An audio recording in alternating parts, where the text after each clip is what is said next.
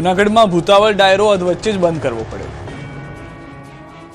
જૂનાગઢના ઇતિહાસમાં સૌપ્રથમ વખત સ્મશાનમાં એક અનોખા અને ભવ્ય ભૂતાવળ ડાયરાનું આયોજન કરવામાં આવ્યું છે।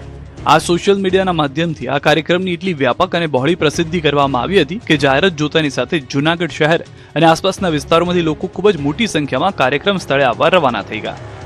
જોતજોતામાં સોનાપુરી જગ્યા અને તેની આસપાસના વિસ્તારો હજારોની જનમેદનીથી ઉભરાઈ ગયા। આ અનોખા ડાયરાને માણવા માટે જૂનાગઢના સ્થાનિક કલાકારો પણ પોતાની અદ્ભુત કલા પીરસવા માટે સંપૂર્ણ તૈયારીઓ સાથે સ્ટેજ પર ઉપસ્થિત રહ્યા, પરંતુ પ્રચંડ ભીડને કારણે સમગ્ર વ્યવસ્થા ખોરવાઈ ગઈ। પરિસ્થિતિ એટલી હદે વણસી ગઈ કે ડાયરો માણવા આવેલા લોકોએ સોનાપુરીની આસપાસ અને મુખ્ય માર્ગો પર પોતાના વાહનો આડેધડ પાર્ક કરી દીધા હતા।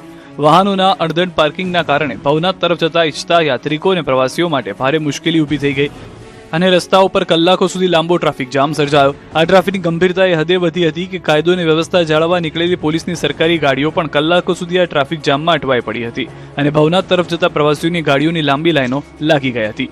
જ્યારે સોનાપુરી ખાતે આટલા મોટા પાયે કાર્યક્રમ ચાલી રહ્યો હતો ત્યારે શરૂઆતમાં ત્યાં સ્થાનિક ભવનાથ પોલીસની હાજરી જોવા મળી ન હતી। પોલીસની ગેરહાજરીના કારણે વાહન ચાલકો પર અંકુશ કોઈ રહ્યો નહીં અને ટ્રાફિકની સમસ્યા વિકરાળ બની ગઈ। જ્યારે અચાનક હજારોની સંખ્યામાં લોકો ભેગા થઈ ગયા ત્યારે જૂનાગઢ પોલીસના ઉચ્ચ અધિકારીઓનું ધ્યાન આ બાબત પર ગયું। ઉચ્ચ અધિકારીઓ તાત્કાલિક એક્શનમાં આવીને ભવનાથ પોલીસને ઘટના સ્થળે પહોંચવા કડક આદેશ આપ્યા, જેના કલાકો બાદ ભવનાથ પોલીસનો કાફલો સોનાપુરી ખાતે આવી પહોંચ્યો।